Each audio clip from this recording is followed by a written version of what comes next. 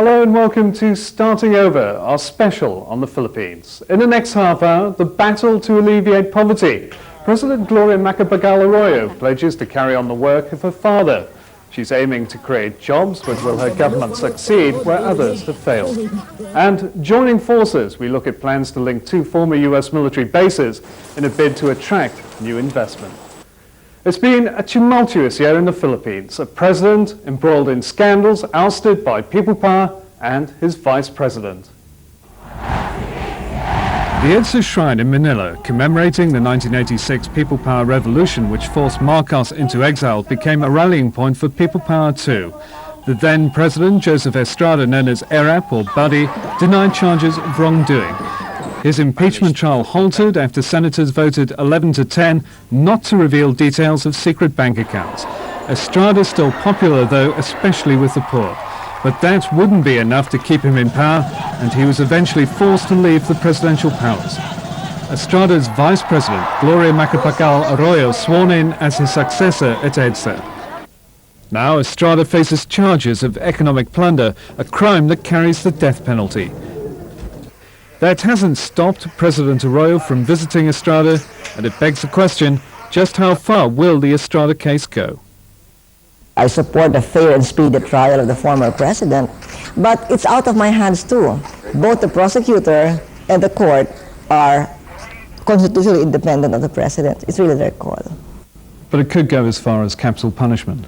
I've always said that I'm not in favor of the death penalty, and I've commuted many death penalties. But when I said it's the last time, I got hit on both sides. On one side, President Estrada said, why am I already prejudging that he's going to be sentenced? And on the part of the NGOs, why am I already saying that I'll be soft on him? So I guess, having said that, it's better if I just officially say, no comment. No comment as to whether there might be a presidential pardon? No, I don't think there will be a presidential pardon. But then, you see, I'm saying this at the great risk again. I'm very uncomfortable answering things like this because the defense uses this to try to say that it's already prejudged and there's a mistrial. So I'm really uncomfortable with this whole line of questions because it might jeopardize the prosecution's case. But you have been playing a balancing act. On the one hand, determined to push ahead with the case. On the other hand, well, it's not my call. So, but certainly I believe that there should be a fair and speedy trial. But on the other hand, you've also made certain moves towards reconciliation. Yes. You've been to see the former president. Well, I explained in my State of the Nation address that if there were times when I showed concern for the personal circumstances of the former president, it is not because of a diminished determination to see justice done. Rather, it is out of sensitivity to the feeling of segments of our masses who still continue to identify with his personal circumstances. Philippines President Gloria Macapagal Arroyo speaking to me recently in Manila. One of the major challenges facing President Arroyo is how to attract foreign investment into, say, the automobile industry. But while the government's hopeful, it concedes it's not going to be easy. US automobile firm Ford has been producing cars here for about 2 years now. But because of the Asian financial crisis, car sales in the country fell 50%. So Ford's only making 20 vehicles a day at the plant. It expects that figure to more than double next year.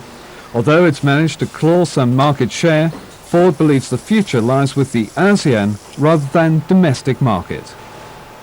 We wanted to develop ASEAN as a market because ASEAN together is a competitive market. It would be about number 8 in the world.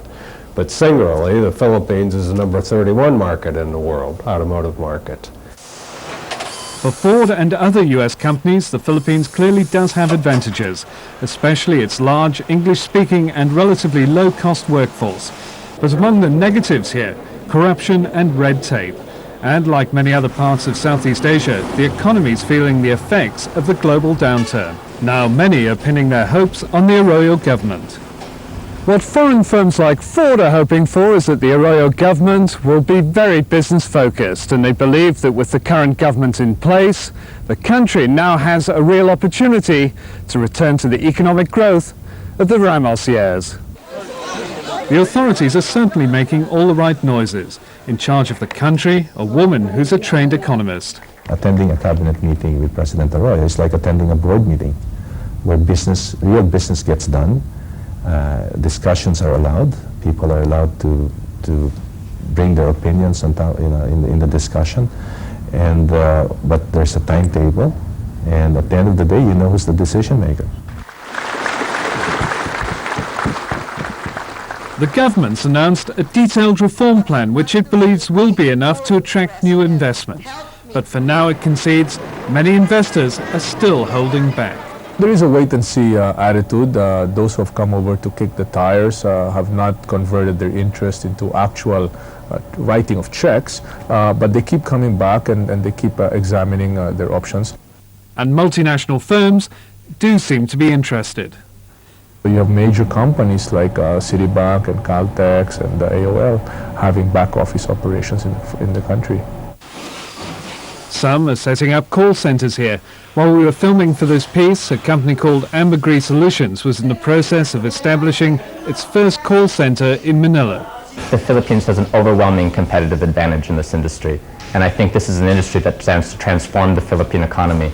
I think you'll see somewhere on the order of 100,000 call center, export-oriented call center jobs in the Philippines within the next 5 years. But while some investment has been coming in, significant new Japanese investment hasn't. Yes, some of our members are thinking to shift from Philippines to other neighboring countries like China or Thailand or some to Vietnam. And the Abu Sayyaf kidnappings obviously haven't helped. Philippines is losing competitive edge for peace and order and labor issues and investment incentives.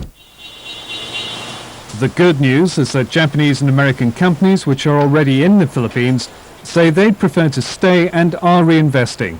It's now up to the government to deliver on its promises. After the break, some successes, but a long way to go as two former US military bases find that competition doesn't always pay.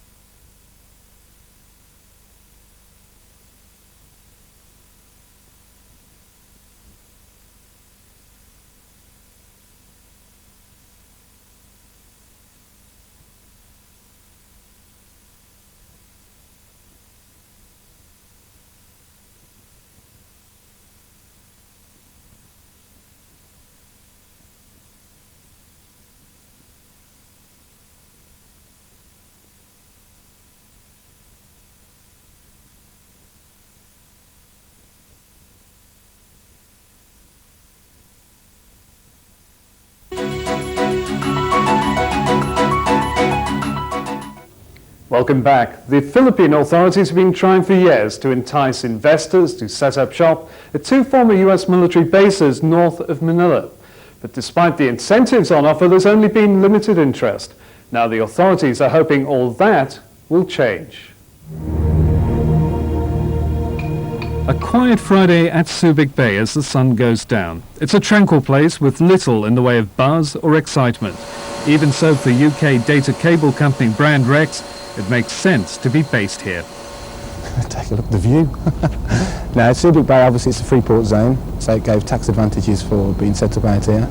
With the demise of the Americans in sort of 1991, there was obviously, should we say, advantages to any commercial business that was going to invest money and property and time out here. So.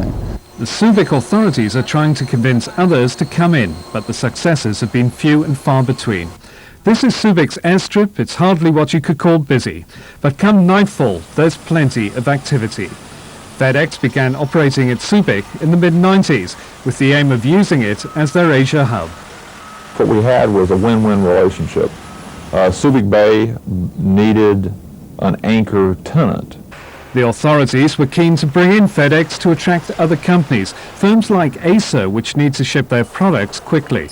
As long as the documentation is available, we can ship out the cargoes in 24 hours. There's no time limitation. Compared with China, this is a big advantage in Subic. And that despite the fact that Acer's labour costs are 30 to 40% higher here than at its plant in China. Subic is jokingly referred to as a Taiwanese town, and Taiwanese firms certainly outnumber the rest. Sean Chun is in charge of the Taiwanese business park. The cost is very competitive. And presumably most, if not all, of the Taiwanese firms here are also doing business in China. I would say most. Yeah. So they're kind of hitting it both ways, getting China and using Philippines for Southeast Asia. Yes. It's a wise practice, I would have to add. Around 30 Taiwanese firms operate here, compared to only a handful of Japanese companies. They are coming here slowly. Very slowly. Slowly, yeah. Even so, the Japanese government will be helping to finance the development of a container terminal at Subic. While the airport could hardly be said to be one of the world's busiest, so too this port. It only has one gantry. But there are still grand plans to develop this port, and it lies at the very centre of the proposed alliance between Subic and Clark. A new expressway costing some $400 million will link the two economic zones, and the authorities hope they'll finally take off. Competition is good, but it shouldn't be destructive, and I think it reached to that point. Now we're talking more complementation and synergy and alliance. 20 for departure 02, clear for any birds. Like Subic, the former US Air Force Base Clark has plenty of potential that has yet to be tapped. But early next year, UPS plans to start operations here, and that should give the economic zone a major boost.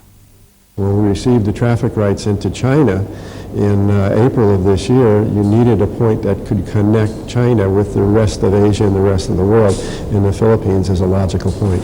And with UPS now lined up at Clark, ready to do battle with FedEx over at Subic, the development of the two former US military bases looks ready for takeoff. FedEx, by the way, says it isn't ruling out a move to the former USA base. Next, a story you may find kind of inspiring. It's about a businessman who dared to take on the likes of Colgate and Unilever at their own game. You won't find this company listed on the Philippine Stock Exchange, and maybe just as well. Lamoyan, which makes Happy toothpaste, has an unconventional approach to business. Our principle is just to maintain just about a little over break even to make sure that we can survive, and that's it. In the 80s, Pedro, who had a toothpaste tube factory, was faced with a dilemma when his multinational customers decided to switch to plastic from aluminium. But instead of giving up, he too made the switch. I decided to pursue producing my own toothpaste and compete with Colgate.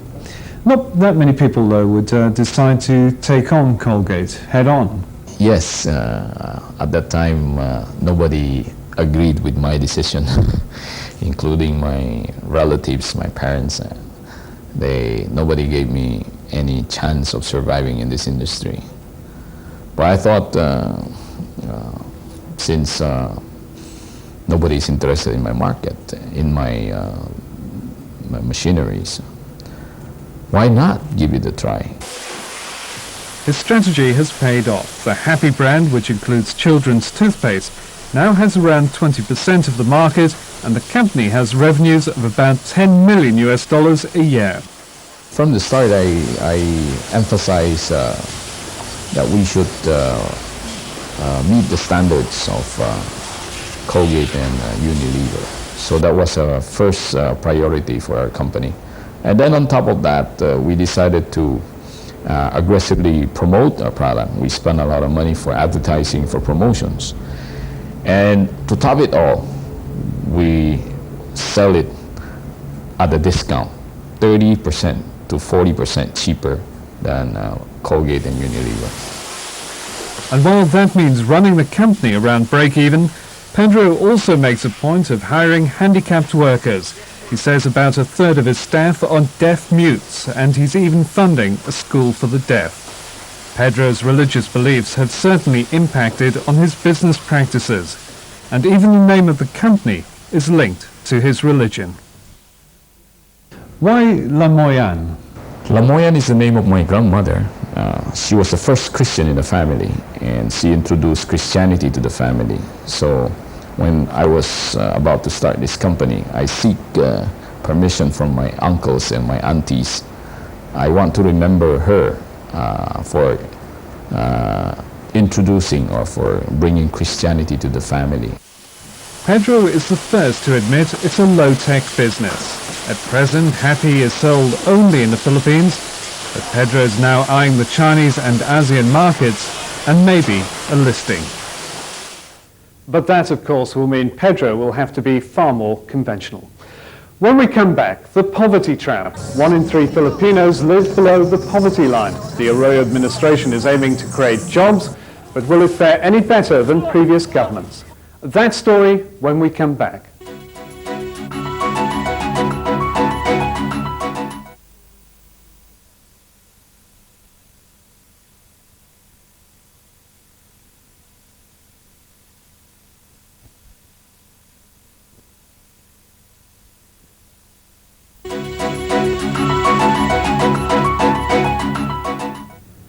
Welcome back. The Philippine stock market has been one of Asia's worst performers this year.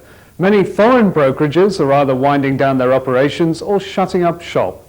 Local brokerages, though, are holding out, at least for now. Tough times for stockbrokers in the Philippines. There's just not enough business around. And that's led to the likes of Merrill Lynch deciding to wind down their operations. Local management has had to take over. Our view is that if we're able to run a lean operation over the next year or so, it should be enough to ride out the bottom of the market. Merrill isn't the only one that's decided to pull the plug.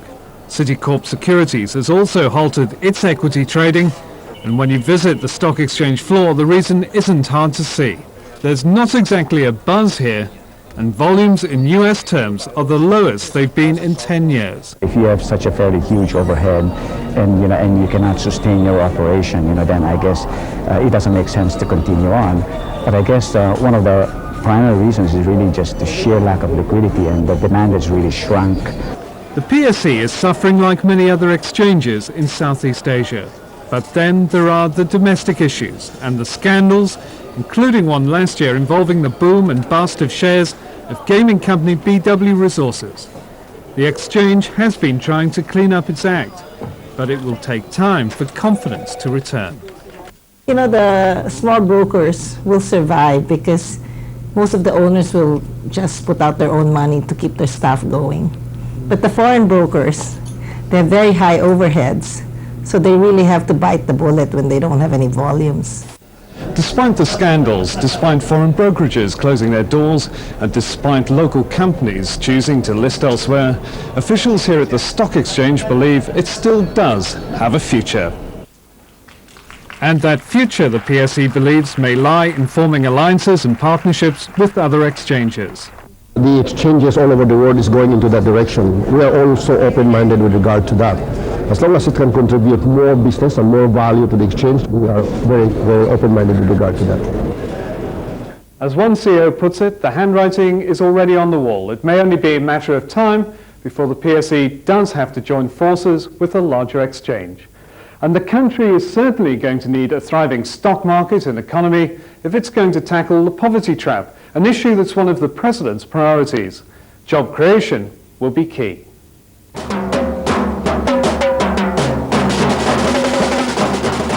If you're born here in Manila's Fishport area, you probably have little way of dragging yourself out of the poverty that's engulfed this area. Fishing does provide a living, and others get by doing what they can. The situation may be desperate, but it's not totally hopeless. Rogelio Martinez, who works for an architectural firm, has been living here for almost 20 years. He, for one, hasn't given up. A tough life, a little difficult. A little difficult? A little difficult, yeah. That may be something of an understatement, but he's hopeful that the new government will deliver on its promises to combat poverty. Actually, as of now, there's no help yet, but almost promise. The government has already set out its stall with a series of programs aimed at reducing poverty and creating jobs. Now it has to produce the goods. Well, at the very least, we would like to create 1 million jobs in agriculture over the next 3 years. If we can create 3 million more jobs in services and manufacturing, that would be great. Well, how far will this go in towards alleviating poverty? Well, certainly farther than we've gone the past few years. You come from a very privileged background in the Philippines. Do you find it difficult to empathize with these women who live in villages? No, I don't. In fact, I love going there to visit them on lightning visits without any advance notice and to chat with them, because my father was a poor boy.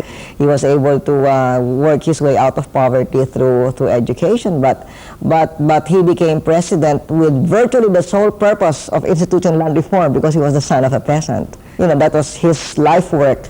And you feel as though you're carrying on that life? Yes, that's right, that's right. The problems are huge. The government wants a school in every village in the next few years. That will mean putting up around 5,000 buildings. A tall order, but Arroyo maintains her plans are achievable. The ADB, which has some 50 ongoing projects in the Philippines, says some hard decisions now need to be taken. Many of the governments before had the same agenda and did not succeed. So the hope is on this administration to make a difference. Here at the port area of Manila, only 1 child in 4 actually goes to school. Even though education is free, families can't afford to send their children. So these are the lucky ones, even though classes are large with around 60 to 70 pupils. But the population of this Catholic country keeps on growing. Family planning isn't exactly a priority. That means families are having more and more children that many of them can't afford to feed or clothe. But it's not all doom and gloom. This school run by nuns in Cavite, just outside Manila, does provide some hope. It takes in 1,000 boys each year from homes that they say are the poorest of the poor.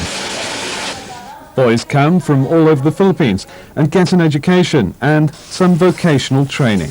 After graduation, they land for a nice job in different factories such as Ford, Toyota, Nissan. It may be only one small initiative, but as the saying goes, every little helps. There's been plenty of talk in the past about poverty alleviation in the Philippines. The challenge for the current government is to do something about it. And that's it for this Philippines special. I'm Stuart Pallister. Thanks for watching.